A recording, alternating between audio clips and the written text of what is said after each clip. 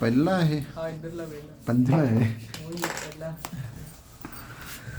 India that is Bharat shall be a union of states. ਆਹ line ਤਾਂ ਤੁਸੀਂ as it is ਲਿਖਣੀ ਆ, ਆਰਟੀਕਲ ਨੰਬਰ 1 ਦੇ ਵਿੱਚ ਲਿਖੀ ਹੋਈ ਹੈ।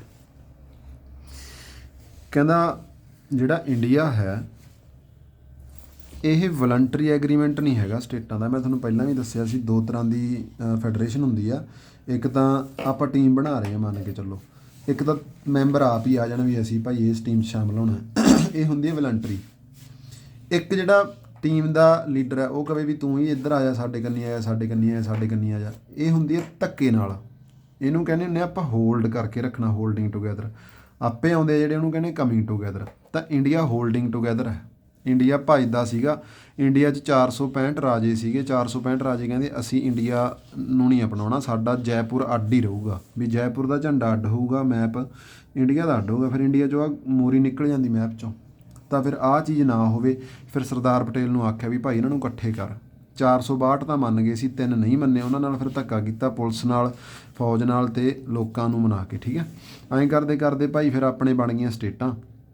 ਪਹਿਲਾਂ ਬਣੀਆਂ ਸੀਗੀਆਂ ਆਪਣੇ 14 ਸਟੇਟਾਂ, ਫਿਰ ਬਣ ਗਈਆਂ ਆਪਣੇ 16 ਸਟੇਟਾਂ ਦੇ 3 ਯੂਟੀਆਂ। ਪਹਿਲਾਂ ਬਣੀਆਂ 14 ਸਟੇਟਾਂ ਦੇ 6 ਯੂਟੀਆਂ, ਉਹ ਇੱਥੇ ਲਿਖਿਆ ਨਹੀਂ। ਫਿਰ ਬਣੀਆਂ 16 ਸਟੇਟਾਂ ਦੇ 3 ਯੂਟੀਆਂ। ਅਤੇ ਕਹਿੰਦਾ ਉਦੋਂ ਨਾ ਸਟੇਟਾਂ ਨੂੰ ਭਾਗਾਂ 'ਚ ਵੰਡਦਾ ਸੀ, ਪਾਰਟ A B C ਅਤੇ D ਦੇ ਵਿੱਚ।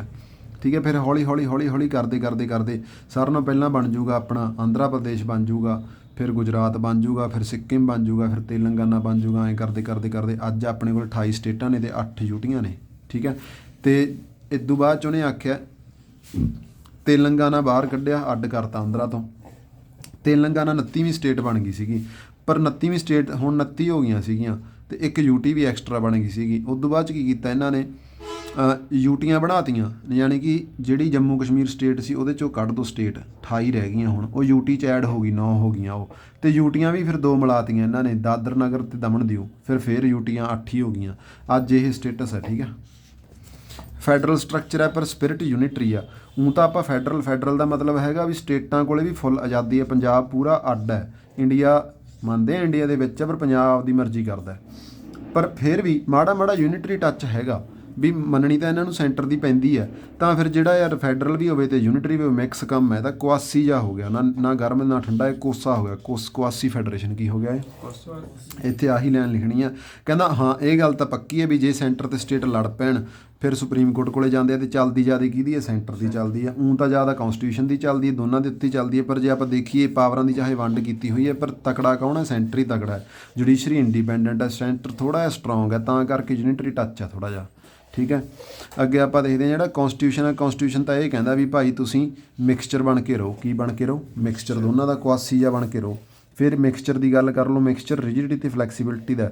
ਨਾ ਤਾਂ ਕੌਂਸਟੀਟਿਊਸ਼ਨ ਬਾਹਲਾ ਰਿਜਿਡ ਹੈ ਅਤੇ ਨਾ ਹੀ ਬਾਹਲਾ ਫਲੈਕਸੀਬਲ ਹੈ। ਰਿਜਿਡ ਦਾ ਮਤਲਬ ਵੀ ਅਮੈਂਡ ਹੀ ਨਹੀਂ ਹੁੰਦਾ, ਹੋ ਜਾਂਦਾ ਅਮੈਂਡ। ਫਲੈਕਸੀਬਲ ਦਾ ਮਤਲਬ ਊਂ ਹੀ ਅਮੈਂਡ ਹੋ ਜਾਂਦਾ, ਊਂ ਹੀ ਨਹੀਂ ਹੁੰਦਾ। ਮੈਜੋਰਟੀਆਂ ਚਾਹੀਦੀਆਂ ਹੁੰਦੀਆਂ 2/3 2/3 ਕਰਕੇ। ਠੀਕ ਹੈ, ਅਤੇ ਇਹਦਾ ਮਤਲਬ ਕੀ ਹੈ ਵੀ ਨਾ ਬਾਹਲਾ ਫਲੈਕਸੀਬਲ ਹੈ ਅਤੇ ਨਾ ਹੀ ਬਾਹਲਾ ਰਿਜਿਡ ਹੈ।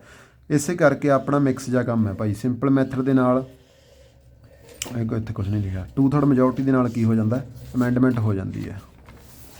ਆਰਟੀਕਲ ਨੰਬਰ 249 ਬਹੁਤ ਜ਼ਰੂਰੀ ਹੈ। 249 ਇੱਕ ਅਜਿਹਾ ਆਰਟੀਕਲ ਹੈ ਜਿਹਦੇ ਰਾਹੀਂ ਜਿਹੜਾ ਸੈਂਟਰ ਹੈ ਉਹ ਸਟੇਟ ਦੇ ਸਬਜੈਕਟ ਦੇ ਵਿੱਚ ਵੀ ਐਂਟਰ ਕਰ ਜਾਂਦਾ ਹੈ। ਬਹਾਨਾ ਕੀ ਲਾਉਂਦਾ, ਨੈਸ਼ਨਲ ਇੰਪੋਰਟੈਂਸ। ਬਹਾਨਾ ਕੀ ਲਾਉਂਦਾ ਵੀ ਇਹ ਜ਼ਰੂਰੀ ਸੀਗਾ ਤਾਂ ਅਸੀਂ ਸਟੇਟ ਸਬਜੈਕਟ 'ਚ ਆਏ ਹਾਂ, ਨਹੀਂ ਤਾਂ ਅਸੀਂ ਆਉਂਦੇ ਨਹੀਂ ਸੀ। 312 'ਚ ਇਹ ਲਿਖਿਆ ਹੋਇਆ ਵੀ ਅਸੀਂ ਆਲ ਇੰਡੀਆ ਸਰਵਿਸ ਨੂੰ ਨਵੀਂ ਨੂੰ ਪੈਦਾ ਵੀ ਕਰ ਸਕਦੇ ਹਾਂ ਅਤੇ ਪੁਰਾਣੀ ਨੂੰ ਢਾਹ ਵੀ ਸਕਦੇ ਹਾਂ। ਆਲ ਇੰਡੀਆ ਸਰਵਿਸ ਹੁੰਦੀ ਹੈ IES ਹੋ ਗਏ, ਜਿਵੇਂ IFS ਹੋ ਗਏ, ਉਹਨਾਂ ਨੂੰ ਨਵੀਆਂ ਨੂੰ ਬਣਾਉਣਾ ਜਾਂ ਢਾਉਣਾ। 2 ਸਪੈਸ਼ਲ ਮੈਥਡ ਦੱਸਿਆ। ਅਮੈਂਡਮੈਂਟ ਪ੍ਰੋਸੀਜਰ 368 'ਚ ਹੁੰਦਾ। ਕਾਹਦੇ 'ਚ ਹੁੰਦਾ, 368 'ਚ। ਜਿਹੜਾ ਪਹਿਲਾ ਪ੍ਰੋਸੈਸ ਅਮੈਂਡਮੈਂਟ ਦਾ ਉਹ ਸਿੰਪਲ ਹੈ ਭਾਈ। ਉਹ ਕਹਿੰਦਾ 2/3 ਮੈਂਬਰ ਹੋਣ ਟੋਟਲ ਮੈਂਬਰਸ਼ਿਪ ਦੇ ਪਾਰਲੀਮੈਂਟ ਦੇ। ਪਾਰਲੀਮੈਂਟ ਮਤਲਬ ਦੋਨੇ ਹਾਊਸ। ਠੀਕ ਹੈ, 2/3 ਹੋਣ, ਪ੍ਰੈਜ਼ੈਂਟ ਅਤੇ ਵੋਟਿੰਗ ਕਰਦੇ ਹੋਣ, ਬੈਠੇ ਹੋਣ ਅਤੇ ਵੋਟਾਂ ਪਾਉਂਦੇ ਹੁਣ। ਮੰਨ ਕੇ ਚੱਲ ਦੋਨੇ ਹਾਊਸਾਂ ਦੇ ਕਿੰਨੇ ਬਣਦੇ ਆ, 550 ਲੋਕ ਸਭਾ ਦਾ, 250 ਉਹਨਾਂ ਦਾ, ਟੋਟਲ ਹੋ ਗਿਆ 800 ਹੋ ਗਿਆ। ਠੀਕ ਹੈ, ਹੁਣ 800 'ਚ 100 ਬੰਦਾ ਆਇਆ ਹੀ ਨਹੀਂ, 700 ਆਏ ਆ। 700 ਦਾ 2/3 ਹੋਵੇ ਬਸ, ਜਿੰਨੇ ਪ੍ਰੈਜ਼ੈਂਟ ਹੈ। ਠੀਕ ਹੈ, ਉਸ ਤੋਂ ਬਾਅਦ 'ਚ ਆਪਾਂ ਗੱਲ ਕਰਦੇ ਹਾਂ ਅਮੈਂਡਮੈਂਟ। ਹੋਰ ਵੀ ਕਈ ਚੀਜ਼ਾਂ ਹੁੰਦੀਆਂ ਨੇ ਜਿੱਥੇ ਅਮੈਂਡਮੈਂਟ ਥੋੜ੍ਹੀ ਜਿਹੀ ਔਖੀ ਹੋ ਜਾਂਦੀ ਹੈ। ਉੱਥੇ ਫਿਰ ਕੀ ਚਾਹੀਦਾ ਹੁੰਦਾ, 2/3 ਈਚ ਹਾਊਸ ਦੇ ਇੰਡੀਵਿਜੂਅਲੀ। ਵੀ ਲੋਕ ਸਭਾ ਨੂੰ ਕਹਿ ਤਾ ਵੀ ਲਿਆਓ ਭਾਈ 550 ਬੰਦੇ ਹੋ, ਇਹਦਾ 2/3 ਸਾਈਨ ਕਰਕੇ ਲਿਆਓ। ਫਿਰ ਇਹ ਰਾਜ ਸਭਾ ਕੋਲ ਗਈ, ਰਾਜ ਸਭਾ ਨੂੰ ਵੀ ਕਹਿ ਤਾ 2/3 ਸਾਈਨ ਕਰਕੇ ਲਿਆਓ। ਇਹ ਥੋੜ੍ਹਾ ਜਿਹਾ ਔਖਾ ਮੈਥਡ ਆ ਗਿਆ। ਠੀਕ ਹੈ, ਉਸ ਤੋਂ ਬਾਅਦ 'ਚ ਕਿੱਥੇ ਜਾਂਦੇ, ਉਸ ਤੋਂ ਬਾਅਦ ਸਟੇਟਾਂ ਕੋਲ ਜਾਂਦੇ ਆ। ਸਟੇਟ ਸਰਕਾਰਾਂ ਨੂੰ ਕਹਿੰਦੇ ਆ, ਮੰਨ ਕੇ ਚੱਲ 28 ਸਟੇਟਾਂ ਨੇ, ਉਹਨਾਂ ਨੂੰ ਕਹਿੰਦੇ ਵੀ ਜੇ ਤਾਂ 14 ਸਟੇਟਾਂ ਨੇ ਹਾਮੀ ਭਰਤੀ ਇਸ ਮੁੱਦੇ ਤੇ ਤਾਂ ਅਮੈਂਡਮੈਂਟ ਕਰ ਦਾਂਗੇ, ਇਹਦੀ ਨਹੀਂ ਹੁੰਦੀ। ਠੀਕ ਹੈ, ਯਾਨੀ ਕਿ ਕੀ ਪ੍ਰੋਸੀਜਰ ਹੈ, ਈਚ ਹਾਊਸ ਦਾ 2/3, ਉਦੋਂ ਬਾਅਦ 'ਚ ਸਟੇਟਾਂ ਕੋਲੇ, then it go to the state for ਰੈਟੀਫਿਕੇਸ਼ਨ। ਠੀਕ ਹੈ, ਉਦੋਂ ਅਮੈਂਡਮੈਂਟ ਪਾਸ ਹੁੰਦੀ ਆ। ਕਿੰਨੀਆਂ ਸਟੇਟਾਂ? ਹਾਫ। ਠੀਕ ਹੈ, ਇਹ ਕਿੱਥੇ ਕਿੱਥੇ ਹੁੰਦੀ ਹੈ ਅਮੈਂਡਮੈਂਟ? ਇੰਨੀ ਔਖੀ ਅਮੈਂਡਮੈਂਟ ਕਾਹਦੇ 'ਚ ਆ? ਤਾਂ ਐਗਜ਼ਾਮਪਲਾਂ ਸਿੰਪਲ ਆਪਾਂ ਲਿਖ ਦਿਆਂਗੇ, election of the president, union judiciary, high courts ਦੇ ਰਿਲੇਟਡ, ਲੈਜਿਸਲੇਟਿਵ ਪਾਵਰਸ, ਪਾਰਲੀਮੈਂਟ, ਬਸ ਇੰਨਾ। ਠੀਕ ਹੈ, ਅੱਜ ਕਿੰਨੀਆਂ ਹੋ ਗਈਆਂ? 105। ਫੰਡਾਮੈਂਟਲ ਰਾਈਟ ਪੇਪਰ 'ਚ ਆ ਸਕਦਾ। ਪਾਰਟ ਨੰਬਰ 3 ਆਰਟੀਕਲ 12 ਤੋਂ 35, ਆਰਟੀਕਲ 12 ਤੋਂ 35। ਪਹਿਲਾਂ ਹੁੰਦੀਆਂ ਸੀਗੀਆਂ 7, ਹੁਣ ਕਿੰਨੀਆਂ ਰਹਿ ਗਈਆਂ? 6। ਕਿਉਂ? ਰਾਈਟ ਟੂ ਪ੍ਰੋਪਰਟੀ ਬਾਹਰ ਕੱਢਤੀ ਇਹਨਾਂ ਨੇ, ਕੇਸ ਹੋਇਆ ਸੀਗਾ ਇੱਕ, ਉਹਦੇ ਤਹਿਤ ਬਾਹਰ ਕੱਢੀ ਆ। ਰਾਈਟ ਟੂ ਪ੍ਰੋਪਰਟੀ ਹੁੰਦੀ ਸੀ ਆਰਟੀਕਲ ਨੰਬਰ 31 ਚੱਕ ਕੇ ਹੁਣ ਸਿੱਟਦਾ 300A 'ਚ। ਕਿੱਥੇ ਸਿੱਟਤਾ? ਸ਼ਾਇਦ 300A ਹੀ, ਹਾਂ 300A ਇੱਥੇ ਲਿਖਿਆ ਨਹੀਂ ਖੈਰ। ਇਹ ਕਦੋਂ ਸਿੱਟਿਆ? ਇਹ ਸਿੱਟਿਆ ਬਈ 44ਵੀਂ ਅਮੈਂਡਮੈਂਟ 'ਚ। ਕਦੋਂ ਸਿੱਟਿਆ? 44ਵੀਂ ਅਮੈਂਡਮੈਂਟ 1978 ਹੈ ਖੈਰ, ਇੱਥੇ ਲਿਖ ਰੱਖਿਆ 79, 78 ਕਰ ਲਿਓ। ਠੀਕ ਹੈ, ਇੱਥੇ ਅੱਗੇ ਦੇਖਦੇ ਹਾਂ। ਰਾਈਟ ਟੂ ਇਕੁਐਲਿਟੀ 14-18, ਇਹ ਯਾਦ ਰੱਖਣਾ। ਰਾਈਟ ਇਕੁਐਲਿਟੀ 14 ਤੋਂ 18। ਠੀਕ ਹੈ, 14 'ਚ ਕੀ ਹੈ? ਇਕੁਐਲਿਟੀ ਹੈ। 15 'ਚ ਕੀ ਹੈ? ਡਿਸਕ੍ਰਿਮੀਨੇਸ਼ਨ ਹੈ ਸ਼ਾਇਦ, ਹੈ ਨਾ, ਡਿਸਕ੍ਰਿਮੀਨੇਸ਼ਨ। ਅਤੇ 16 'ਚ ਕੀ ਹੈ? ਓਪਰਚੁਨਿਟੀ। 17 'ਚ ਕੀ ਹੈ? ਟਾਈਟਲ ਨਹੀਂ, 17 'ਚ ਅਨਟੱਚੇਬਿਲਿਟੀ ਹੈ, ਅਤੇ ਦੁਬਾਰੇ ਆ ਜਾਓ। 14 'ਚ ਇਕੁਐਲਿਟੀ, 15 'ਚ ਭੇਦਭਾਵ ਨਹੀਂ ਕਰਨਾ, 16 'ਚ ਮੌਕੇ ਦਿਓ, ਬਰਾਬਰ ਅਪੋਰਚੁਨਿਟੀ ਦਿਓ, 17 'ਚ ਅਨਟੱਚ ਖਤਮ ਕਰ ਦਿਓ, 18 'ਚ ਟਾਈਟਲ ਕੀ ਹੁੰਦੇ? ਜਿਵੇਂ ਉਹੀ ਆਏ ਨਹੀਂ ਲਾਉਣਾ ਮੂਹਰੇ ਵੀ ਮਹਾਰਾਜਾ, ਇਹ ਚੀਜ਼ ਨਹੀਂ ਕਰਨੀ। ਇਹਦੇ ਨਾਲ ਨਾ ਲੋਕ ਜਿਹੜੇ ਤੁਹਾਡੇ ਹੋਰ ਆ ਗਵਾਂਢੀ, ਉਹ ਡਰੇ ਜਿਹੇ ਰਹਿਣਗੇ, ਤੁਹਾਡੇ ਤੋਂ ਡਰ ਪੈਦਾ ਹੋਊਗਾ, ਤਾਂ ਕਰਕੇ। 19 ਤੋਂ 22 ਹੈਗੇ ਫਰੀਡਮ। ਪਹਿਲਾ ਸਪੀਚ ਦਾ ਫਰੀਡਮ, 19ਵਾਂ ਹੈਗਾ ਸਪੀਚ ਦਾ, ਫਿਰ 20ਵਾਂ ਮੰਨ ਕੇ ਚੱਲੋ ਸਪੀਚ ਤੇ ਐਕਸਪ੍ਰੈਸ਼ਨ ਦਾ 21 ਹੈ। ਫਿਰ ਐਸੋਸੀਏਸ਼ਨ ਮਤਲਬ ਇਕੱਠ ਕਰਨਾ, ਐਸੋਸੀਏਸ਼ਨ ਮਤਲਬ ਇਕੱਠ ਨਹੀਂ, ਐਸੋਸੀਏਸ਼ਨ ਮਤਲਬ ਕੋਈ ਬਣਾ ਲੈਣੀ, ਮੈਂਬਰਸ਼ਿਪ ਬਣਾ ਲੈਣੀ। ਅਤੇ ਅਸੈਂਬਲ ਮਤਲਬ ਇਕੱਠ ਕਰਨਾ। ਮੂਵ ਫਰੀਲੀ ਮਤਲਬ ਇੱਕ ਥਾਂ ਦੂਜੀ ਥਾਂ ਜਾਣਾ। ਰੈਜ਼ੀਡੈਂਸ ਮਤਲਬ ਵੀ ਉੱਥੇ ਰਹਿਣ ਲੱਗ ਜਾਣਾ। ਕੋਈ ਵੀ ਵਪਾਰ ਕਰਨਾ। ਟਰੇਡ ਵਾਲਾ ਫਰੀਡਮ ਆ ਗਿਆ 19 ਤੋਂ 22। ਠੀਕ ਹੈ, 19, 20, 21 ਅਤੇ 22।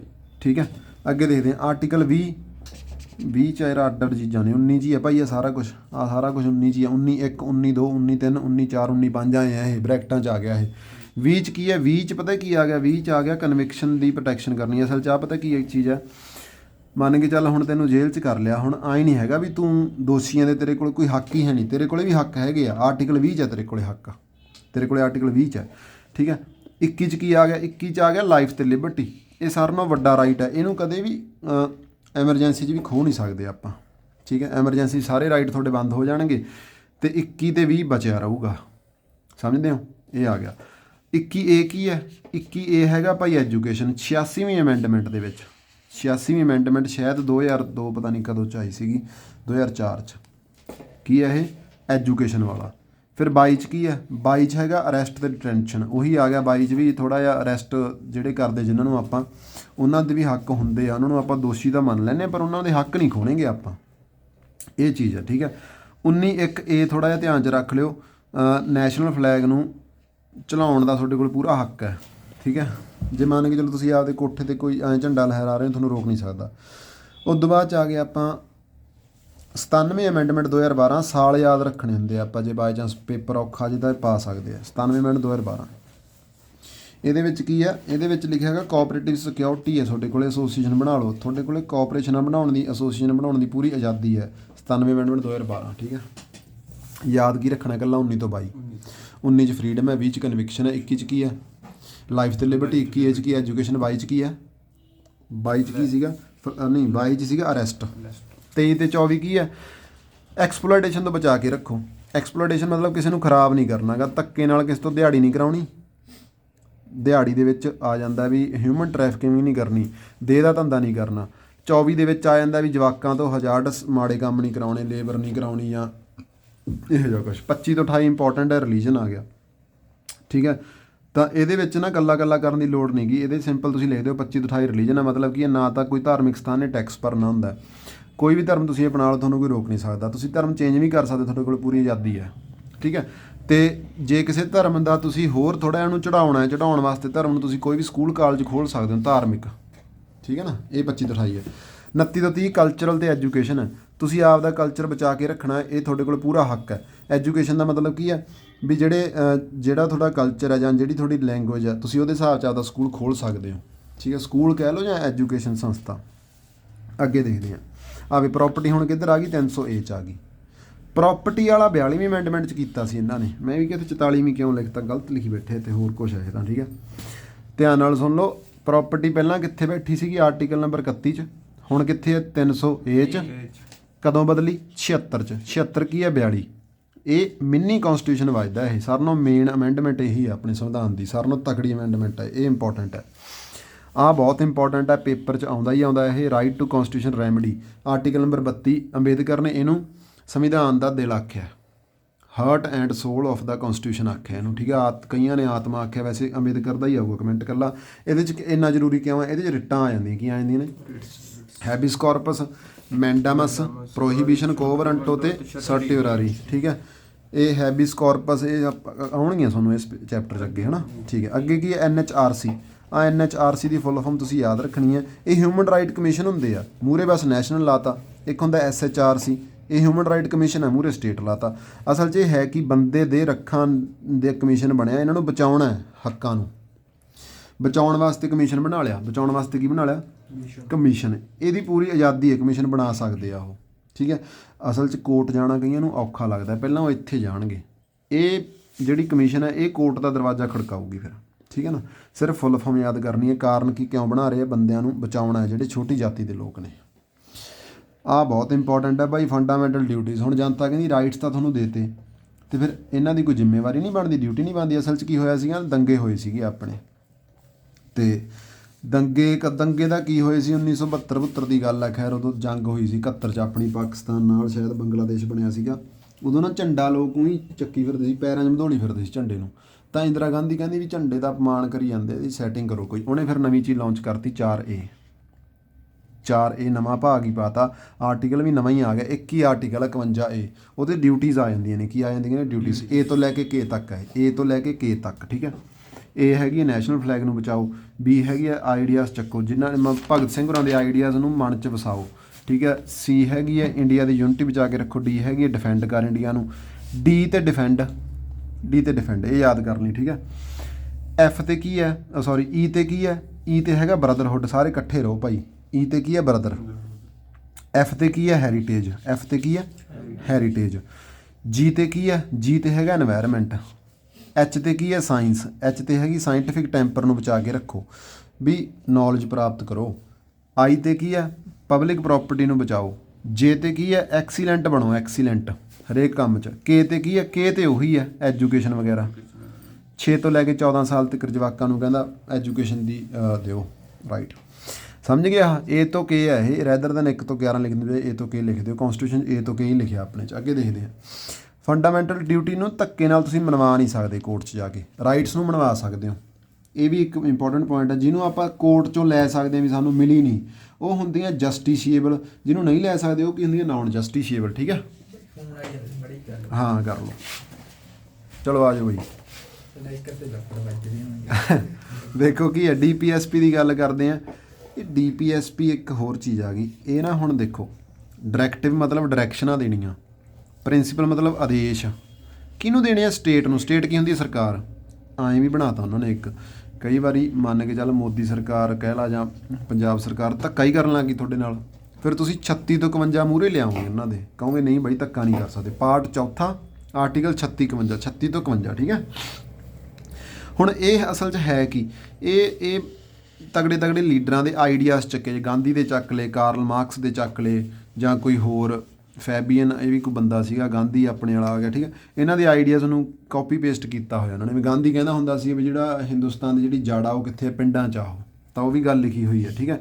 ਰੂਟ ਡੈਮੋਕ੍ਰੇਸੀ ਤੁਹਾਨੂੰ ਕਿੱਥੇ ਮਿਲੂਗੀ, ਵਿਲੇਜ ਦੇ ਵਿੱਚ ਮਿਲੂਗੀ। ਜਾਂ ਗਾਂਧੀ ਦਾ ਹੀ ਇੱਕ ਪ੍ਰਿੰਸੀਪਲ ਆ, ਉਹਨੇ ਆਖਿਆ ਸੀਗਾ ਵੀ ਲੋਕਲ ਲੈਵਲ 'ਤੇ ਪਾਵਰਾਂ ਦਿਓ, ਯਾਨੀ ਕਿ ਪੰਚਾਇਤਾਂ ਬਣਾਓ ਅਤੇ ਮਿਊਨਿਸਪੈਲਿਟੀਆਂ ਬਣਾਓ। ਇਹ ਵੀ DPSP 'ਚ ਲਿਖਿਆ ਹੋਇਆ, ਠੀਕ ਹੈ। ਪ੍ਰੋਟੈਕਸ਼ਨ ਆਫ ਚਿਲਡਰਨ ਕਰੋ, equal pay for equal work. ਆ ਬਹੁਤ ਇੰਪੋਰਟੈਂਟ ਆ ਭਾਈ। ਆਹ ਸ਼ਾਇਦ ਇਹ ਨਹੀਂ 39 'ਚ, ਪਤਾ ਨਹੀਂ ਕਾਹਦੇ 'ਚ ਹੈ ਇਹ। 39 'ਚ ਤਾਂ ਹੈਗਾ ਫ੍ਰੀ ਲੀਗਲ ਏਡ, 39 'ਚ ਹੈਗਾ free equal pay for equal work. ਮੰਨ ਕੇ ਚੱਲ ਹੁਣ ਇਹ ਕੇਸ ਵੀ ਕੀਤਾ ਸੀ, ਦੀਪਿਕਾ ਪਾਦੂਕੋਨ ਨੇ ਕੀਤਾ ਸੀਗਾ। ਉਹ ਫਿਲਮ ਕਰ ਰਹੀ ਸੀਗੀ ਇੱਕ, ਠੀਕ ਹੈ। ਉਹਦੇ 'ਚ ਮੇਲ ਐਕਟਰ ਨੂੰ ਜ਼ਿਆਦਾ ਪੈਸੇ ਦੇ ਰਹੇ ਸੀ, ਇਹਨੂੰ ਘੱਟ ਦੇ ਰਹੇ ਸੀ, ਇਹਨੇ ਕੇਸ ਕੀਤਾ ਸੀਗਾ ਵੀ ਆਹ ਭਾਈ ਲਾਗੂ ਕਰੋ, ਫਿਰ ਉਹਨੂੰ ਬਰਾਬਰੀ ਪੈਸੇ ਮਿਲੇ ਸੀ। ਜਿਹੜਾ ਬਰਾਬਰ ਕੰਮ ਕਰਦਾ ਉਹਦੀ ਬਰਾਬਰ ਤਨਖਾਹ ਹੋਣੀ ਚਾਹੀਦੀ ਹੈ। ਇਹਦੇ 'ਚ ਹੋਰ ਕੀ ਆ ਗਿਆ, ਲੇਬਰ ਐਂਡ ਯੂਥ ਵਾਸਤੇ ਗੱਲਾਂ ਆ ਗਈਆਂ, ਵੀਕਰ ਸੈਕਸ਼ਨ ਨੂੰ ਚੱਕਣ ਦੀਆਂ ਗੱਲਾਂ ਆ ਗਈਆਂ। ਇਹਦੇ 'ਚ ਕੋਈ ਆਰਟੀਕਲ ਵਗੈਰਾ ਨਹੀਂ ਯਾਦ ਕਰਨਾ, ਸਿੰਪਲ ਆ ਪੈਰਾ ਥਿਊਰੀ ਹੈ, ਠੀਕ ਹੈ। ਅੱਗੇ ਦੇਖਦੇ ਹਾਂ, ਬਾਈ ਕੈਮਰਲ ਪਾਰਲੀਮੈਂਟ। ਆਪਣੇ ਦੇਸ਼ 'ਚ ਕਿੰਨੇ ਆ ਹਾਊਸ? 2 ਆ। ਇੱਕ Lok Sabha lower house of people, directly elected house ਹੁੰਦਾ ਇਹ ਪਾਰਲੀਮੈਂਟ ਡਾਇਰੈਕਟਲੀ ਇਲੈਕਟਡ ਹਾਊਸ ਹੈ। ਇਹਦੇ 'ਚ ਕਿੰਨੇ ਬੰਦੇ? ਵੱਧ ਤੋਂ ਵੱਧ 550। ਅੱਜ ਕਿੰਨੇ ਆ? 543। ਅੱਜ ਕਿੰਨੇ ਆ? 543। 550 ਨੂੰ ਵੰਡ ਦਿਓ, 530 ਤਾਂ ਸਟੇਟਾਂ 'ਚ ਹੁੰਦੇ ਆ, 20 ਕਿੱਥੋਂ ਹੁੰਦੇ ਆ? ਯੂਟੀ 'ਚ ਹੁੰਦੇ ਆ। ਅੱਜ 543 ਆ, ਠੀਕ ਹੈ। ਤਾਂ ਇੱਥੇ ਇੰਨਾ ਨਹੀਂ ਲਿਖਿਆ ਹੋਣਾ ਵੀ ਸਟੇਟਾਂ 'ਚੋਂ ਕਿੰਨੇ ਕਿੰਨੇ ਕੋਈ। ਇਹ ਹੁਣ ਐਂ ਹੁੰਦਾ ਪਾਪੂਲੇਸ਼ਨ ਦੇ ਹਿਸਾਬ 'ਚ ਸੀਟਾਂ ਹੁੰਦੀਆਂ। ਯੂਪੀ ਦੀਆਂ 80 ਨੇ, ਸਿੱਕਿਮ ਦੀਆਂ ਖਣੀ ਗੋਆ ਦੀਆਂ 1 ਹੈ। ਇਕੱਲਾ ਵੱਧ ਤੋਂ ਵੱਧ ਯਾਦ ਰੱਖ ਲਿਓ। ਇੱਕ ਆਪਣਾ ਪੰਜਾਬ ਯਾਦ ਰੱਖ ਲਿਓ, ਪੰਜਾਬ ਦੀਆਂ 13 ਹੈ। ਇੱਕ ਘੱਟ ਤੋਂ ਘੱਟ ਯਾਦ ਰੱਖ ਲਿਓ, ਘੱਟ ਤੋਂ ਘੱਟ ਗੋਆ ਜਾਂ ਸਿੱਕਿਮ ਸੁੱਕਮ ਜਾਂ ਕੁਛ ਇਹੋ ਜਿਹਾ ਲਿਖਿਆ ਨਹੀਂ, ਬਸ ਤੁਸੀਂ ਗੋਆ ਲਿਖ ਦਿਓ ਜਾਂ ਸਿੱਕਿਮ ਲਿਖ ਦਿਓ, ਠੀਕ ਹੈ। ਦੋਨਾਂ ਥਾਵਾਂ ਦੇ ਇੱਕ ਹੀ ਹੈ। ਤਾਂ ਇੱਕ ਗੱਲ ਹੈ, ਪਹਿਲਾਂ ਕਹਿੰਦਾ ਇੱਥੇ 2 ਬੰਦੇ ਚੁਣਦਾ ਹੁੰਦਾ ਸੀ ਪ੍ਰੈਜ਼ੀਡੈਂਟ। ਉਹ ਬੰਦੇ ਕੌਣ ਹੁੰਦੇ ਸੀ? ਐਂਗਲੋ ਮਤਲਬ ਅੰਗਰੇਜ਼ ਜਿਹੜੇ ਇੱਥੇ ਰਹਿ ਗਏ। ਹੁਣ ਉਹਨਾਂ ਦੀ ਲੋੜ ਨਹੀਂ, ਇੱਥੇ ਆਉਂਦੇ ਨਹੀਂ ਗਏ ਉਹ। ਇਹ ਕੱਢਤਾ, ਇਹ 2020 'ਚ ਕੱਢਿਆ ਸ਼ਾਇਦ, ਆਪਾਂ ਨੂੰ ਸਾਲ ਦੀ ਲੋੜ ਨਹੀਂ। ਬਸ ਅੱਜ ਕੱਲ੍ਹ ਇਹ ਹੈ ਨਹੀਂ ਗਾ, ਐਂਗਲੋ ਵਾਲਾ ਸਿਸਟਮ ਹੈ ਨਹੀਂ ਅੱਜ ਕੱਲ੍ਹ। ਇਹਦੀ ਟਨਿਓਰ ਹੁੰਦੀ ਹੈ 5 ਸਾਲ। 5 ਸਾਲ ਤੋਂ ਪਹਿਲਾਂ ਵੀ ਇਹ ਡਿੱਗ ਸਕਦੀ ਹੈ। ਕੌਣ ਡਿੱਗ ਸਕਦਾ ਇਹਨੂੰ? ਪ੍ਰੈਜ਼ੀਡੈਂਟ ਨੂੰ ਡਿਜ਼ੋਲਵ ਕਰ ਸਕਦਾ। ਕਿਹਦੀ ਰਾਇ ਲਊਗਾ? ਪਰ PM ਦੀ। PM ਥੋੜ੍ਹੀ ਆਖੂ ਵੀ ਡਿਜ਼ੋਲਵ ਕਰ ਦੇ, ਉਹਦੀ ਸਰਕਾਰ ਡਿੱਗਦੀ ਹੈ। ਮਤਲਬ ਪ੍ਰੈਜ਼ੀਡੈਂਟ ਡਿਜ਼ੋਲਵ ਕਰਤਾ ਸਕਦਾ, ਪਰ ਰਾਇ ਕਿਹਦੀ ਲਊਗਾ? PM the. PM and COM council of minister. ਅਤੇ ਉਹ ਕਦੇ ਵੀ ਨਹੀਂ ਕਹਿੰਦੇ ਵੀ ਡਿੱਗਦੇ ਸਰਕਾਰ, ਠੀਕ ਹੈ। ਅੱਜ ਕਿੰਨਵੀਂ ਲੋਕ ਸਭਾ ਭਾਈ? ਅੱਜ 17ਵੀਂ ਹੈ। ਕਿੰਨਵੀਂ ਹੈ? 24 'ਚ ਆਊਗੀ 18ਵੀਂ ਦੀ ਇਲੈਕਸ਼ਨ, ਠੀਕ ਹੈ। ਰਾਜ ਸਭਾ ਅਪਰ ਹਾਊਸ ਹੈ ਭਾਈ, ਇੰਡਾਇਰੈਕਟਲੀ ਇਲੈਕਟਡ ਹੈ, ਪਰਮਾਨੈਂਟ ਹਾਊਸ ਹੈ। ਇਹ ਹਾਊਸ ਕਦੇ ਵੀ ਨਹੀਂ ਬੰਦ ਹੁੰਦਾ, ਇਹ ਹਮੇਸ਼ਾ ਖੁੱਲ੍ਹਾ ਰਹਿੰਦਾ, ਇਹ ਕਦੇ ਬੰਦ ਨਹੀਂ ਹੁੰਦਾ। ਇਹਦੇ ਮੈਂਬਰ ਤਾਂ ਜ਼ਰੂਰ ਰਿਟਾਇਰ ਹੋਈ ਜਾਂਦੇ ਆ 6 ਸਾਲਾਂ ਬਾਅਦ। 6 ਸਾਲ ਹੁੰਦੀ ਹੈ ਮੈਂਬਰ ਦੀ ਟਨਿਓਰ। 1/3 ਮੈਂਬਰ 2 ਸਾਲ ਬਾਅਦ ਨਿਕਲ ਜਾਂਦੇ ਆ, 2 ਸਾਲ ਬਾਅਦ ਨਿਕਲ ਜਾਂਦੇ ਆ, ਠੀਕ ਹੈ ਨਾ। ਇਹ ਐਂ ਗੇਮ ਆਪਾਂ ਸਮਝਿਆ ਸੀ ਚੰਗੀ ਤਰ੍ਹਾਂ ਸ਼ਾਇਦ ਪਹਿਲਾਂ ਕਦੇ। ਇਹਦੇ 'ਚ 12 ਬੰਦੇ ਨੋਮੀਨੇਟ ਕਰਦਾ ਹੁੰਦਾ। ਕੌਣ? 238 ਦਾ ਹੁੰਦੇ ਆ ਜਿਹੜੇ ਇਲੈਕਟਡ ਹੁੰਦੇ ਆ, 12 ਹੁੰਦੇ ਆ ਨੋਮੀਨੇਟਡ ਬਾਈ ਦੀ ਪ੍ਰੈਜ਼ੀਡੈਂਟ। ਇਹ ਕੌਣ ਹੁੰਦੇ ਆ? ਮਸ਼ਹੂਰ ਬੰਦੇ ਹੁੰਦੇ ਆ, ਸਾਇੰਸ ਹੋ ਗਏ, ਐਕਟਰ ਹੋ ਗਏ ਸਾਰੇ, ਠੀਕ ਹੈ ਬਈ। ਅੱਗੇ ਦੇਖਦੇ ਆ, ਪਾਵਰਫੁਲ ਕੌਣ ਹੈ? ਲੋਕ ਸਭਾ। ਪਾਵਰਫੁਲ ਕੌਣ ਹੈ? ਕਿਉਂਕਿ ਲੋਕਾਂ ਨੇ ਚੁਣਿਆ ਭਾਈ, ਡੈਮੋਕ੍ਰੇਸੀ ਹੈ ਆਪਣੀ। ਯੂਨੀਕੈਮਰਲ ਦੀ ਗੱਲ ਕਰੋ, ਕਈ ਸਟੇਟਾਂ 'ਚ ਯੂਨੀਕੈਮਰਲ ਹੈ। ਇਹਦਾ ਮਤਲਬ ਕੀ ਆ? ਇੱਕ ਹਾਊਸ ਹੈ, ਕਈਆਂ 'ਚ ਫਿਰ ਇੱਕ ਹਾਊਸ ਹੈ ਨਹੀਂ। ਕਿਹੜੀਆਂ 'ਚ ਹੈ ਨਹੀਂ ਗਿਆ ਇੱਕ ਹਾਊਸ? ਆ ਪਿਆ 7 ਸਟੇਟਾਂ ਨੇ, ਆਂਧਰਾ, ਤੇਲੰਗਾਨਾ, ਬਿਹਾਰ, JK, ਕਰਨਾਟਕਾ, ਮਹਾਰਾਸ਼ਟਰ, UP। ਇਹਨਾਂ 'ਚ 2-2 ਹਾਊਸ ਹੈ। ਇਹਨਾਂ 'ਚ ਵੀ ਗਾਂਹ 2-2 ਹਾਊਸ ਹੈ, ਠੀਕ ਹੈ। ਆਪਣੇ ਤਾਂ ਇੱਕ ਹੀ ਹਾਊਸ ਹੈ ਹੁਣ ਸਾਰੇ ਕਿਤੇ, ਠੀਕ ਹੈ। ਇਹਨਾਂ 'ਚ 2 ਹਾਊਸ, ਇਕੱਲੇ 2 ਹਾਊਸ ਵਾਲੇ ਯਾਦ ਕਰ ਲਓ।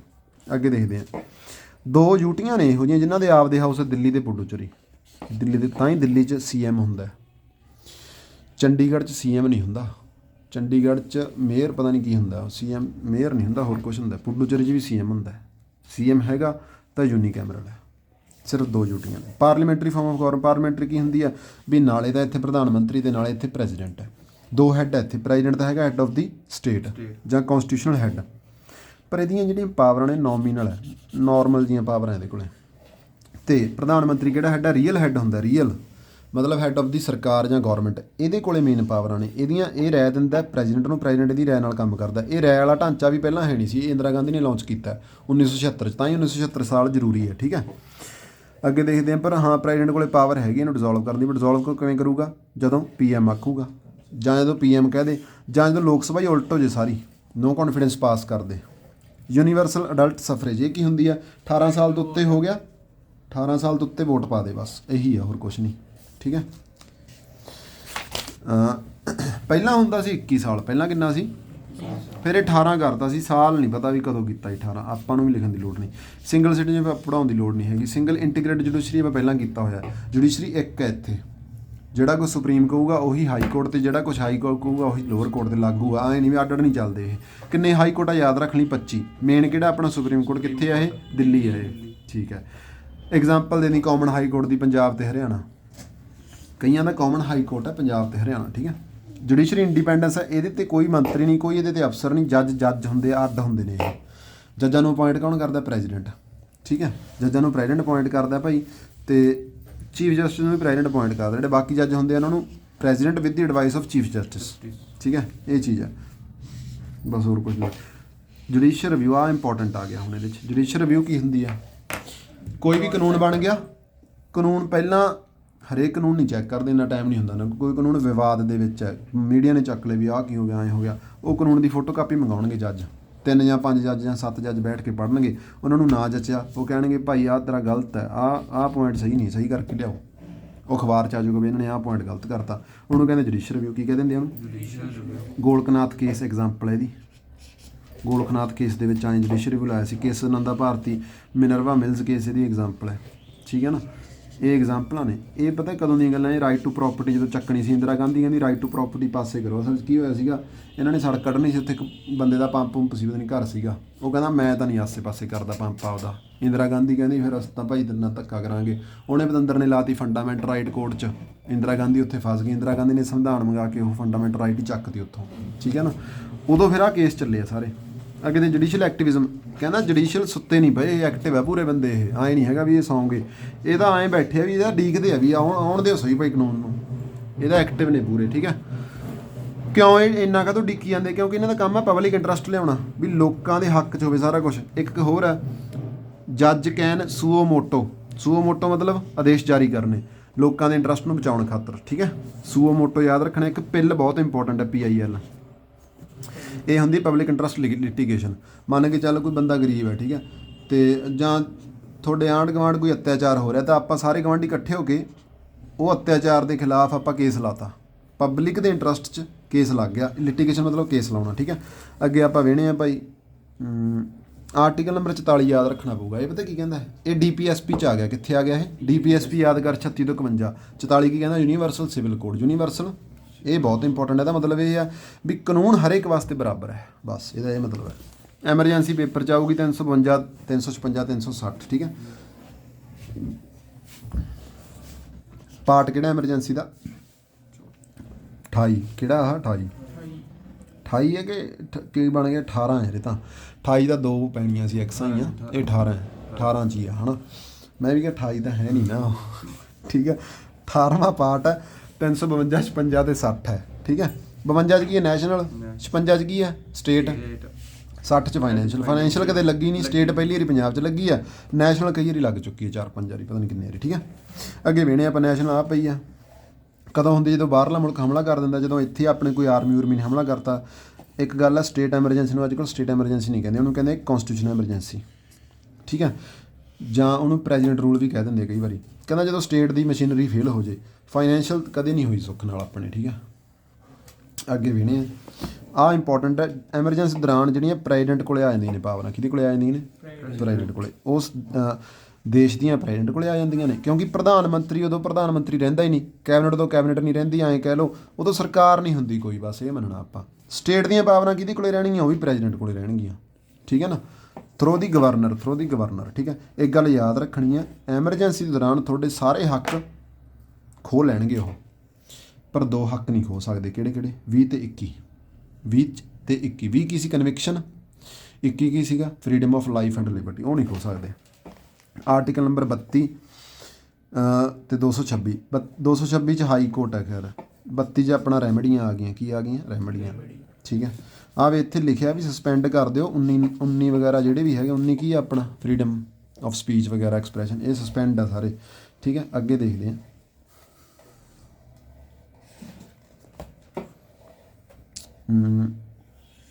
ਇੱਕ ਹੋਰ ਇੰਪੋਰਟੈਂਟ ਪੁਆਇੰਟ ਹੈ, ਐਮਰਜੈਂਸੀ ਡਿਕਲੇਅਰ ਕਰਨੀ ਪ੍ਰੈਜ਼ੀਡੈਂਟ ਨੇ, ਪਰ ਕਿਹਨੂੰ ਪੁੱਛ ਕੇ? PM ਤੇ ਕਾਉਂਸਲ ਮਿਨਿਸਟਰ। ਮਤਲਬ ਹਰੇਕ ਕੰਮ ਜਿਹੜਾ ਇਹਨੇ ਕਰਨਾ ਉਹਦੇ ਪਿੱਛੇ ਇੱਕ ਤੁਸੀਂ ਲਾਈਨ ਪੱਕੀ ਲਿਖਣੀ ਹੈ, only on the advice of PM and COM, ਬਸ ਇੰਨਾ ਕੁ। ਇਹ ਲਾਈਨ ਹਮੇਸ਼ਾ ਲਿਖਣੀ ਹੈ, ਪ੍ਰੈਜ਼ੀਡੈਂਟ ਆਪ ਕੁਛ ਨਹੀਂ ਕਰ ਸਕਦਾ। ਅੱਗੇ ਦੇਖਦੇ ਹਾਂ। ਅਤੇ ਇੱਕ ਗੱਲ ਹੋਰ ਹੈ, ਯੂਨੀਅਨ ਕੈਬਨਿਟ ਵੀ ਆਖੂਗੀ ਵੀ ਭਾਈ ਐਮਰਜੈਂਸੀ ਲਾ ਦੇ, ਉਦੋਂ ਹੀ ਲੱਗਦੀ ਹੈ ਐਮਰਜੈਂਸੀ। Union cabinet ਆਖੂਗੀ। ਇਹ ਕਦੋਂ ਲਿਆਂਦਾ? ਇਹ 44ਵੀਂ ਅਮੈਂਡਮੈਂਟ 1978 'ਚ ਲਿਆਂਦਾ, 1978 'ਚ, ਠੀਕ ਹੈ ਬਈ। ਇਹ ਹੋ ਗਿਆ ਆਪਣਾ।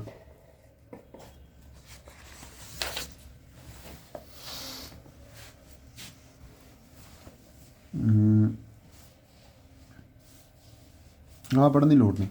ਸਪੈਸ਼ਲ ਪ੍ਰੋਵੀਜ਼ਨ ਆ, ਸ਼ਡਿਊਲ ਕਾਸਟ, ਸ਼ਡਿਊਲ ਟਰਾਈਬ, ਇਹ ਦੇਖਦੇ ਹਾਂ। ਇਹ ਕਿਹੜਾ ਪਾਰਟ ਆ? ਇਹ ਹੈਗਾ ਜੀ ਆਪਣਾ 16 ਨੰਬਰ। ਕਿਹੜਾ ਇਹ? 16। ਇਹਦੀ ਸਪੈਸ਼ਲ ਪ੍ਰੋਵੀਜ਼ਨ ਨੇ 330 ਨੰਬਰ ਦੇ ਰੱਖਿਆ। ਆਰਟੀਕਲ ਕਹਿੰਦਾ 330 ਸੀਟਾਂ ਰਿਜ਼ਰਵ ਕਰੋ SC ST ਦੀਆਂ ਲੋਕ ਸਭਾ ਦੇ ਵਿੱਚ, ਰਿਜ਼ਰਵ ਕਰੋ ਕਹਿੰਦਾ ਸੀਟਾਂ। ਇਹ 330 'ਚ ਲਿਖਿਆ ਹੋਇਆ। ਕਿੱਥੇ ਲਿਖਿਆ? 330 'ਚ। ਅਤੇ ਉਦੋਂ ਬਾਅਦ 'ਚ ਕੀ ਆ? ਇੱਕ ਆਰਟੀਕਲ 331 ਵੀ ਇਹਦੇ ਰਿਲੇਟਡ ਹੀ ਆ, 332 ਵੀ ਇਹਦੇ ਰਿਲੇਟਡ ਹੀ ਆ ਭਾਈ, ਠੀਕ ਹੈ। ਫਿਰ ਇੱਕ ਨਵੀਂ ਆ ਗਈ ਇੱਕ ਚੀਜ਼, ਉਹਨੂੰ ਕਹਿੰਦੇ ਆ OBC। ਕੀ ਕਹਿ ਦਿੰਦੇ ਆ ਉਹਨੂੰ? Other backward classes. ਕਿਹੜੀਆਂ ਆ ਗਈਆਂ ਅਦਰ ਬੈਕਵਰਡ? ਕਈ ਵਾਰੀ ਆਪਾਂ ਨੂੰ ਪਤਾ ਨਹੀਂ ਕਿਸ ਜਾਤੀ ਦਾ, ਉਹ ਅਦਰ ਬੈਕਵਰਡ 'ਚ ਪਾ ਲਓ। ਕਿੰਨੀਆਂ ਸੀਟਾਂ ਰਿਜ਼ਰਵ ਕਰਨੀਆਂ ਨੇ? ਕਹਿੰਦਾ 1/3 ਤਾਂ ਪੱਕਾ ਹੀ ਹੋਣ, 50% ਤੋਂ ਜ਼ਿਆਦਾ ਵੀ ਨਾ ਹੋਣ, 1/3 ਪੱਕਾ ਹੋਣ। ਠੀਕ ਹੈ। ਇੱਕ ਹੋਰ ਆਈ ਹੈ, ਖੈਰ ਇੱਥੇ ਨਹੀਂ ਲਿਖੀ, ਉਹਨੂੰ ਆਪਾਂ ਕਹਿੰਦੇ ਆ EWS ਕੋਟਾ ਹੁੰਦਾ, ਇਕਨੋਮਿਕ ਵੀਕਰ ਸੈਕਸ਼ਨ। ਠੀਕ ਹੈ।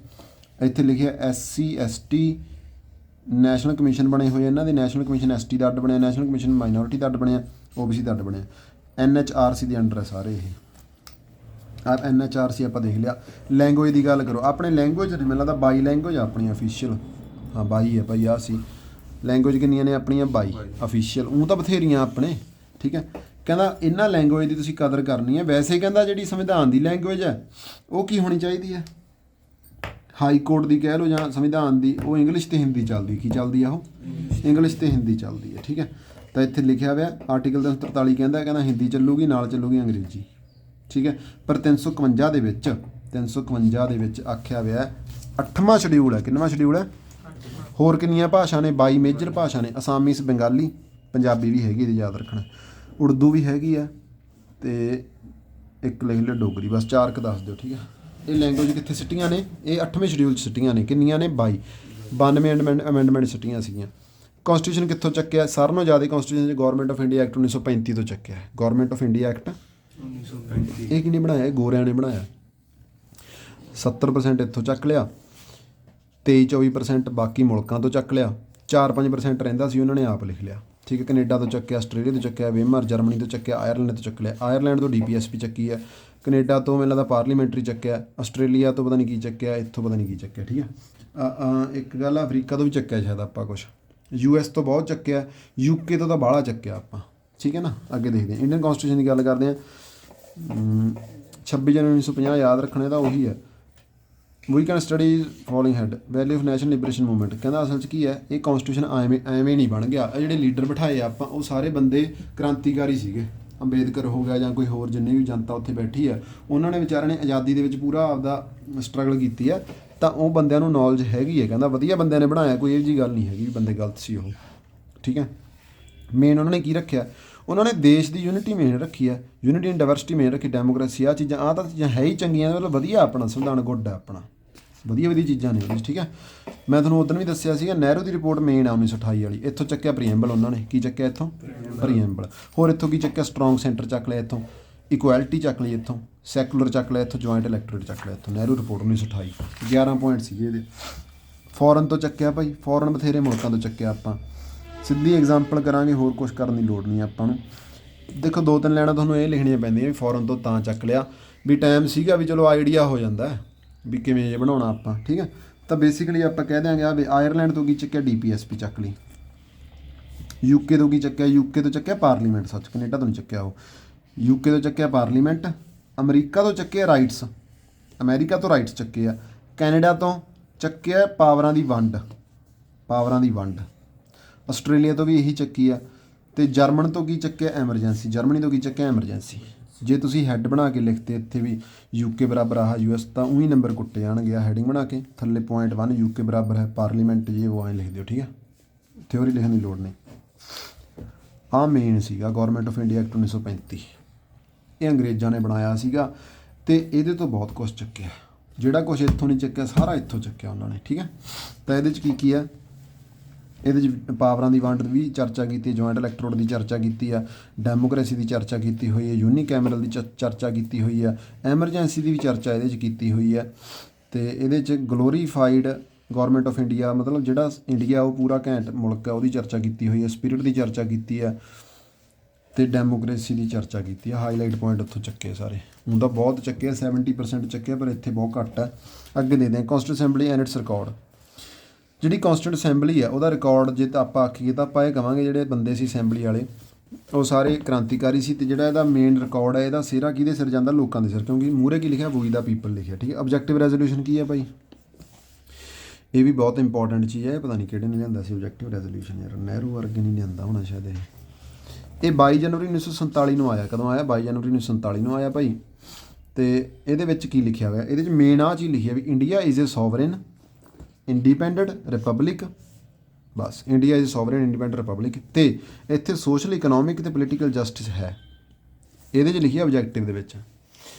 ਆਬਜੈਕਟਿਵ ਰੈਜ਼ੋਲੂਸ਼ਨ ਨਾ ਇੱਕ ਇਹੋ ਜਿਹੀ ਚੀਜ਼ ਹੈ, ਇੱਕ ਇਹੋ ਜਿਹੀ ਸਲਿੱਪ ਹੈ, ਉਹਦੇ 'ਚ ਲਿਖਿਆ ਵੀ ਇੰਡੀਆ ਨੂੰ ਅਸੀਂ ਕੀ ਕੀ ਦੇਣਾ ਹੈ, ਕੀ ਕੀ ਬਣਾਉਣਾ ਚਾਹ ਰਹੇ ਹਾਂ।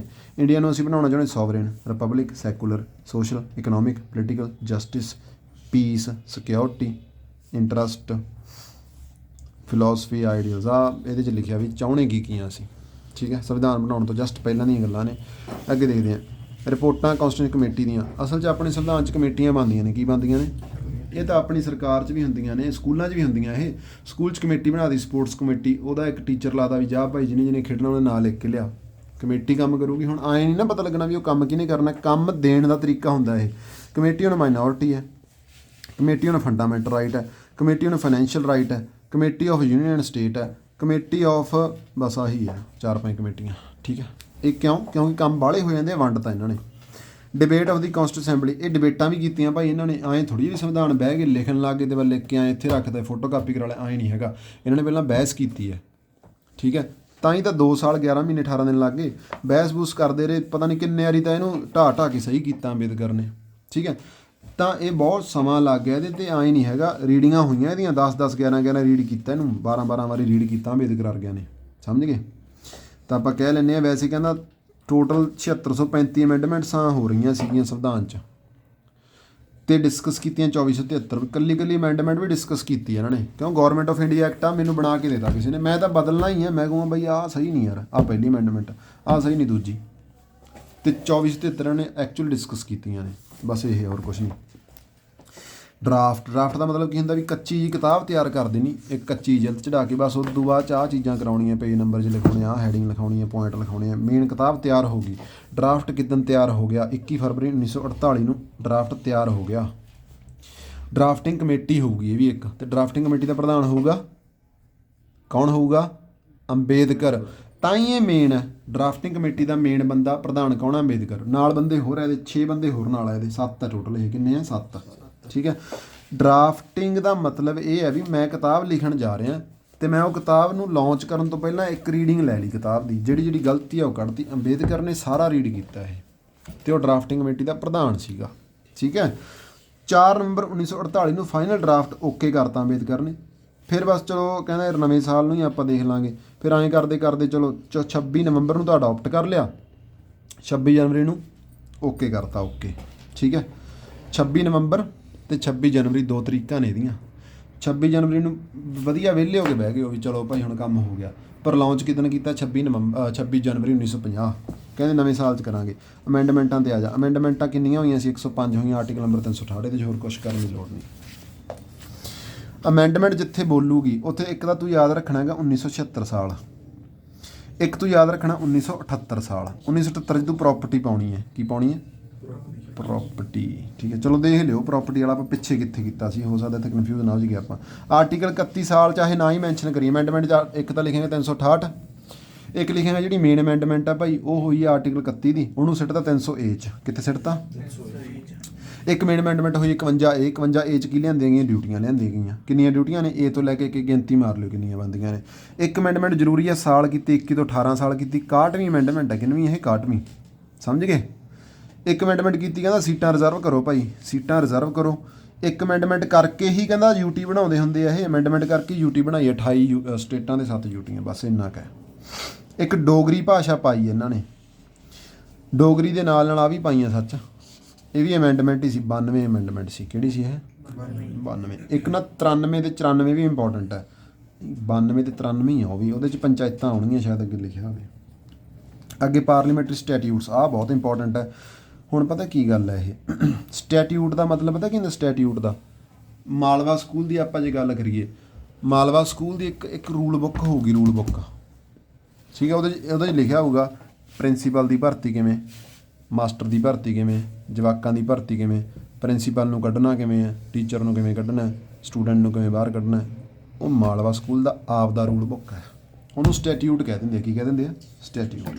ਸਟੈਟਿਊਟ ਮਤਲਬ ਕਿਸੇ ਵੀ ਬਾਡੀ ਦੀ ਰੂਲ ਮੇਕਿੰਗ ਜਿਹੜੇ ਪ੍ਰੋਸੀਜਰਸ ਨੇ ਸਾਰੇ, ਉਹਨੂੰ ਸਟੈਟਿਊਟ ਕਹਿੰਦੇ ਆ। ਤੇ ਪਾਰਲੀਮੈਂਟ ਦੇ ਆਪ ਦੇ ਬਣੇ ਹੋਏ। ਪਾਰਲੀਮੈਂਟ ਨੇ ਸਿੱਧਾ ਕਹਿਤਾ, ਕਹਿੰਦਾ ਜਿਹੜੇ ਮੈਂਬਰ ਆਫ ਪਾਰਲੀਮੈਂਟ ਆ ਉਹਨਾਂ ਦੇ ਕੇਸ ਨਹੀਂ ਕਰ ਸਕਦੇ ਤੁਸੀਂ, ਚਾਹੇ ਉਹਨੇ ਕੁਛ ਵੀ ਕੀਤਾ ਹੋਵੇ, ਠੀਕ ਹੈ। ਉੱਤੇ ਕੇਸ ਨਹੀਂ ਹੁੰਦਾ, 5 ਸਾਲ ਕੇਸ ਨਹੀਂ ਹੁੰਦਾ ਜਿੰਨਾ ਚਿਰ ਉਹ ਗੱਦੀ 'ਤੇ ਬੈਠਾ, ਉਦੋਂ ਬਾਅਦ ਚਾਹੇ ਕੁਛ ਕਰੀ ਜਾਣਾ। ਇਹ ਪਾਰਲੀਮੈਂਟਰੀ ਸਟੈਟਿਊਟਸ ਹੈ, ਠੀਕ ਹੈ। ਅੱਗੇ ਦੇਖਦੇ ਹਾਂ ਇਹਦੇ 'ਚ ਹੋਰ ਕੀ ਲਿਖਿਆ। ਇਹ ਆਪਦੀ ਐਕਟ ਪਾਸ ਕਰਦੇ ਰਹਿੰਦੇ ਆ ਭਾਈ ਪਾਰਲੀਮੈਂਟ ਵਾਲੇ, ਇਹਨਾਂ ਕੋਲ ਯਾਨੀ ਕਿ ਲਾ ਮੇਕਿੰਗ ਪਾਵਰਾਂ ਹੈਗੀਆਂ ਨੇ, ਅਤੇ ਇਹੀ ਸਾਰੇ ਰੂਲ ਰਾਲ ਬਣਾਉਂਦੇ ਆ, ਮੇਨ ਰੂਲ ਜਿਹੜੇ ਹੁੰਦੇ ਆ ਇਹਦੇ 'ਚ ਆਹੀ ਲਿਖਣਾ, ਠੀਕ ਹੈ ਤੁਸੀਂ।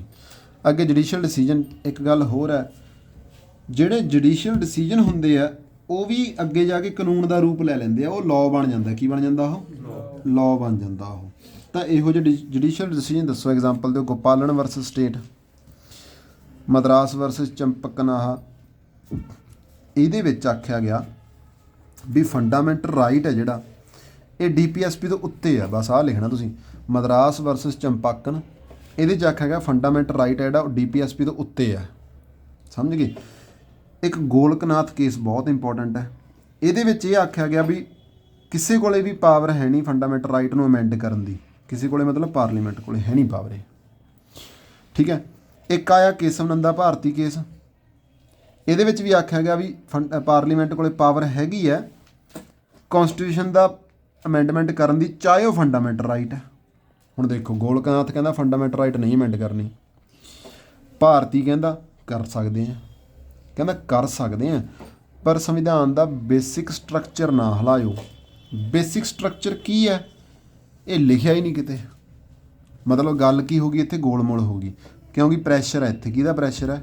IG ਦਾ। IG ਕੌਣ ਹੈ? IG ਇੰਦਰਾ ਗਾਂਧੀ ਦਾ ਪ੍ਰੈਸ਼ਰ ਹੈ। ਦੇਖੋ ਇੱਥੇ, ਕਿਉਂਕਿ ਉਹਨੇ ਪ੍ਰੋਪਰਟੀ ਵਾਲੀ ਰਾਈਟ ਹਟਾਉਣੀ ਹੈ। ਉਹ 31 ਨੰਬਰ 'ਚ ਫੰਡਾਮੈਂਟਲ ਰਾਈਟ 'ਚ ਆਹੋ, ਠੀਕ ਹੈ।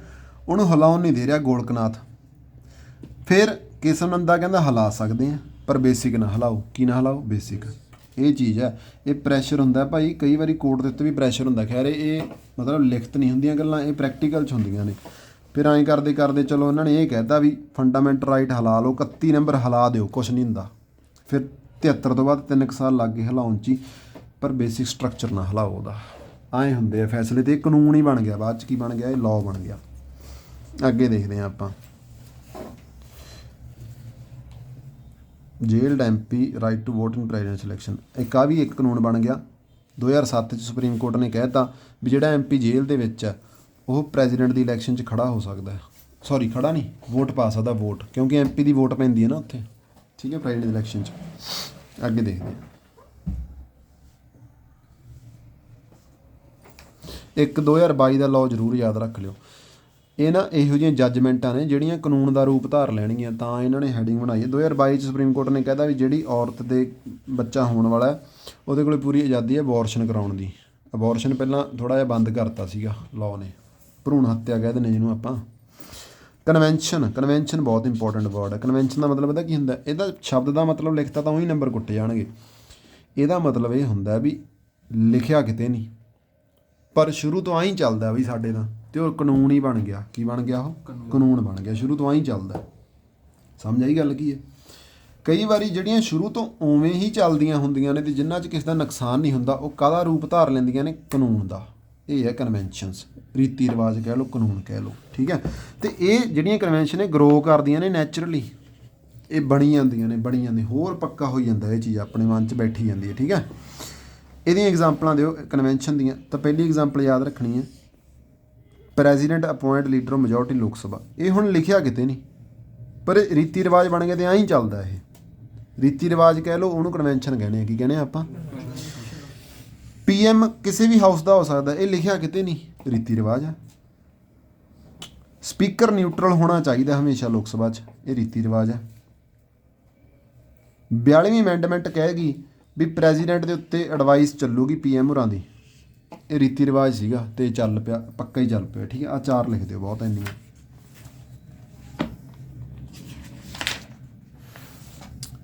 ਕੌਨਸਟੀਟਿਊਸ਼ਨ ਜੁਰਿਸਟ ਅਤੇ ਐਕਸਪਰਟਾਂ ਦੇ ਵਿਊ ਕੀ ਹੈ? ਅਸਲ ਜਿਹੜੇ ਮੇਨ ਤਗੜੇ ਬੰਦੇ ਜਿਹੜੇ ਸੰਵਿਧਾਨ ਨੂੰ ਪੜ੍ਹਦੇ ਆ, ਉਹਨਾਂ ਨੇ ਆਪਣੇ ਕੌਨਸਟੀਟਿਊਸ਼ਨ ਨੂੰ ਕੀ ਆਖਿਆ, ਇਕੱਲੀਆਂ ਕਮੈਂਟਰੀਆਂ ਨੇ ਇਹਦੇ 'ਚ। ਤਾਂ ਆਪਾਂ ਦੇਖਦੇ ਹਾਂ, ਇੱਕ ਤਾਂ ਬੰਦਾ BN ਰਾਓ ਮਸ਼ਹੂਰ ਹੈ ਇਹਦੇ 'ਚ, ਇੱਕ AM ਮੁੰਸ਼ੀ ਮਸ਼ਹੂਰ ਆ। ਆਹ 2 ਮੇਨ ਬੰਦੇ ਨੇ ਇਹਦੇ 'ਚ, ਅਤੇ ਇਹਨਾਂ ਦੀਆਂ ਗੱਲਾਂ ਲਿਖੇ ਬਿਨਾਂ ਆਪਾਂ ਨਹੀਂ ਆ ਸਕਦੇ ਜੇ ਇਹਦੇ 'ਚ ਕੁਛ ਆ ਗਿਆ ਤਾਂ। ਕਹਿੰਦਾ ਮੇਨ ਬੰਦੇ ਕੀ ਹੈ ਭਾਈ? BN ਰਾਓ। BN ਰਾਓ ਕਿਉਂ ਮਸ਼ਹੂਰ ਹੈ? ਕਿਉਂਕਿ BN ਰਾਓ ਨਾ 1928 'ਚ ਹੀ ਕਹਿ ਗਿਆ, ਕਹਿੰਦਾ ਆਪਾਂ ਨੂੰ ਸੰਵਿਧਾਨ ਦੀ ਲੋੜ ਹੈ, ਸੰਵਿਧਾਨ ਦੀ ਲੋੜ ਹੈ ਭਾਈ। ਇਹਨੇ ਆਈਡੀਆ ਦਿੱਤਾ ਸੀ ਕੌਨਸਟੀਟਿਊਸ਼ਨ ਅਸੈਂਬਲੀ ਦਾ। ਕਾਹਦਾ ਆਈਡੀਆ ਦਿੱਤਾ ਹੈ? ਅਸੈਂਬਲੀ ਦਾ। ਇੱਕ ਆਹ ਬੰਦਾ ਮੇਨ ਹੈ ਤੇ ਇਹ ਬੰਦੇ ਦੀਆਂ ਗੱਲਾਂ ਬਾਤਾਂ ਇੱਥੇ ਕਰ ਲਿਖੀਆਂ ਨੇ, ਇਕੱਲੇ ਬੰਦੇ ਦੇ ਨਾਂ ਲਿਖਿਆ, ਠੀਕ ਹੈ। ਬੇਸਿਕ ਫੀਚਰ ਕੀ ਨੇ ਆਪਣੇ ਕਨਸਟੀਟਿਊਸ਼ਨ ਦੇ, ਜੇ ਬੇਸਿਕ ਫੀਚਰ ਪੁੱਛ ਲੈਣ ਤਾਂ ਪਹਿਲਾ preamble, fundamental right, fundamental duty ਲਿਖ ਦਿਓ, ਕੁਛ ਨਹੀਂ ਹੁੰਦਾ। DPSP, secularism, federalism, democracy, independent judiciary, rule of law ਤੇ ਪਾਰਲੀਮੈਂਟਰੀ ਡੈਮੋਕ੍ਰੇਸੀ, ਠੀਕ ਹੈ। ਓਕੇ ਹੈ ਇਹ। ਐਡਾ ਵੱਡਾ ਕਨਸਟੀਟਿਊਸ਼ਨ ਕਿਵੇਂ ਬਣ ਗਿਆ, ਤੇ ਜਵਾਕਾਂ ਵਾਲੇ ਪੁਆਇੰਟ ਨੇ ਸਾਰੇ। ਕਹਿੰਦਾ ਇੱਕ ਤਾਂ ਭਾਈ ਤਾਂ ਬਣ ਗਿਆ ਕਿਉਂਕਿ ਇਕੱਠਾ ਹੀ ਹੈ, ਯੂਨੀਅਨ ਦਾ ਵੀ ਹੈ ਤੇ ਸਟੇਟ ਦਾ ਵੀ ਹੈ। ਇਹ ਅਮਰੀਕਾ ਵਾਂਗੂ ਨਹੀਂ ਵੀ ਯੂਨੀਅਨ ਦਾ ਅੱਡਾ ਸਟੇਟ ਦਾ ਅੱਡਾ। ਦੂਜੀ ਗੱਲ ਇਹ ਹੈ ਵੀ ਲੋਕ ਵਾਲੇ ਆ, ਲੈਂਥੀ ਤਾਂ ਬਣ ਗਿਆ, ਇੱਥੇ ਜਨਤਾ ਬਹੁਤ ਹੈ। ਤੀਜੀ ਗੱਲ ਇਹ ਹੈ ਵੀ ਇਹ ਅਸੀਂ ਕਿੰਨੇ ਮੁਲਕਾਂ ਤੋਂ ਤਾਂ ਚੱਕ ਲਿਆ ਤੇ ਨਾਲ ਹੀ ਇਹਦੇ ਉਹ ਤੋਂ ਚੱਕਿਆ 1935 ਵਾਲੇ, ਤਾਂ ਇਹ ਵੱਡਾ ਬਣ ਗਿਆ, ਠੀਕ ਹੈ। ਚੌਥੀ ਗੱਲ ਇਹ ਹੈ ਵੀ ਇਹ ਡਿਟੇਲਡ ਵਾਲਾ ਹੈ, ਡਿਟੇਲਡ ਬਹੁਤ ਹੈ ਇਹ, ਵਾਕਈ ਡਿਟੇਲਡ ਹੈ ਯਾਰ। ਕੈਨੇਡਾ ਦਾ ਕਨਸਟੀਟਿਊਸ਼ਨ ਡਿਟੇਲਡ ਨਹੀਂ ਹੈਗਾ, ਠੀਕ ਹੈ। ਅੱਗੇ ਦੇਖਦੇ ਹਾਂ। ਕਹਿੰਦੇ ਇਹਦੇ 'ਚ ਸੈਪਰੇਟ ਪਾਰਟ ਬਣਾਈ ਬੈਠੇ ਆ, ਸ਼ਡਿਊਲ ਕਾਸਟ ਵਾਸਤੇ ਅੱਡ ਹੈ, ਲੈਂਗੁਏਜ ਵਾਸਤੇ ਅੱਡ ਹੈ, ਟਰਮੀਨਲ ਵਾਸਤੇ ਅੱਡ ਹੈ, ਤੇ ਬਸ ਪੰਚਾਇਤਾਂ ਵਾਸਤੇ ਅੱਡ ਹੈ, ਐਂਗਲੋ ਵਾਸਤੇ ਅੱਡ ਹੈ, ਤਾਂ ਕਰਕੇ ਵੱਡਾ ਬਣ ਗਿਆ। ਇੱਕ ਇਹਦੇ 'ਚ ਕਮਿਸ਼ਨਾਂ ਵਾਸਤੇ ਬਣਾਈ ਬੈਠੇ, ਅੱਡ ਸਿਸਟਮ ਜਾਂ ਕਰੀ ਬੈਠੇ। ਆਰਟੀਕਲ ਨੰਬਰ ਹੈਗੇ 312 ਆ ਗਿਆ ਨਾ ਆਰਟੀਕਲ ਨੰਬਰ, ਠੀਕ ਹੈ। ਤੇ ਹਰੇਕ ਮਤਲਬ ਚੀਜ਼ ਵਾਸਤੇ ਨਾ ਅੱਡ ਆਰਟੀਕਲ, ਤਾਂ ਵੱਡਾ ਬਣ ਗਿਆ। ਇੱਕ ਇਹ ਹੈ ਭਾਈ ਪ੍ਰੀਐਂਬਲ ਨੇ ਬਹੁਤ ਥਾਂ ਘੇਰ ਲਈ, ਪ੍ਰੀਐਂਬਲ ਦਾ ਲਿਖ ਦਿਓ, ਹੀ ਕੁਛ ਨਹੀਂ ਹੁੰਦਾ।